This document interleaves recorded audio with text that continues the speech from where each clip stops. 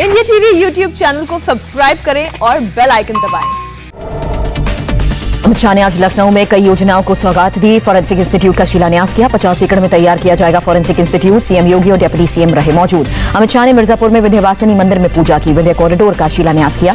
गृह मंत्री अमित शाह ने मां विंध्यवासिनी कॉरिडोर परियोजना की शिलान्यास के अलावा रोपवे का भी लोकार्पण किया।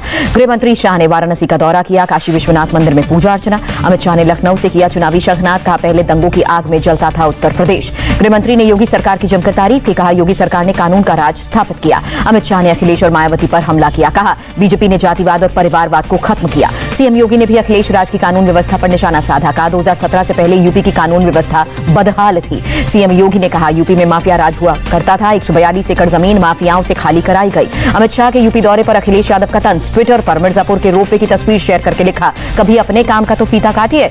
ओवैसी का भी बीजेपी पर अटैक। कहा, बीजेपी की हालत खस्ता, इसलिए बड़े नेता यूपी में जा रहे हैं। ओवैसी ने कहा कि यूपी में इस बार परिवर्तन होगा। ओम प्रकाश राजभर के साथ मिलकर चुनाव जीतेंगे। कांग्रेस प्रदेश अध्यक्ष अजय कुमार लल्लू का अटैक। कहा, कोई भी शाह साहब आए, बीजेपी का सूरज जितनी तेजी से उदय हुआ उतनी तेजी से अस्त होगा। अखिलेश यादव का कांग्रेस बीएसपी से सवाल। बताएं, 2022 के चुनाव में उनकी लड़ाई बीजेपी से है या समाजवादी पार्टी से? यूपी चुनाव के लिए छोटे दलों से गठबंधन के लिए तैयार समाजवादी पार्टी। अखिलेश यादव बोले, बीजेपी के खिलाफ उन्हें एकजुट करने की कोशिश करेंगे। महंगाई को लेकर अखिलेश यादव का सरकार पर हमला। ट्विटर पर लिखा, इसका जवाब 2022 में मिलेगा।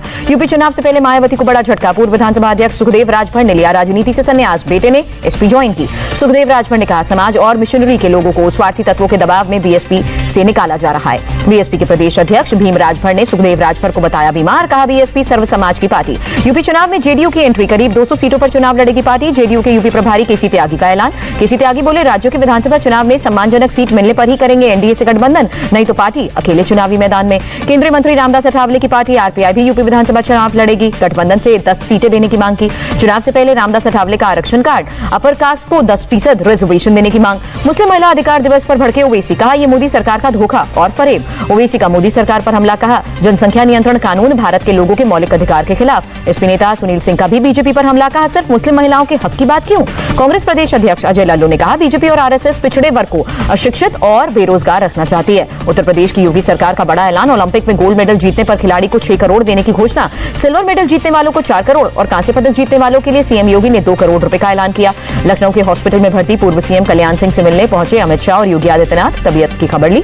कोरोना की वजह से यूपी में मुहर्रम में जुलूस और ताजिया निकालने की अनुमति नहीं। डीजीपी का सभी जिलों के एसपी को निर्देश। आम आदमी पार्टी ने पंजाब विधानसभा चुनाव की तैयारियां तेज की। पंजाब के आप विधायकों ने दिल्ली में केजरीवाल से मुलाकात की। विधायकों के साथ आपके एमपी भगवंत मान ने भी केजरीवाल से मुलाकात की। विधानसभा चुनाव की रणनीति पर चर्चा।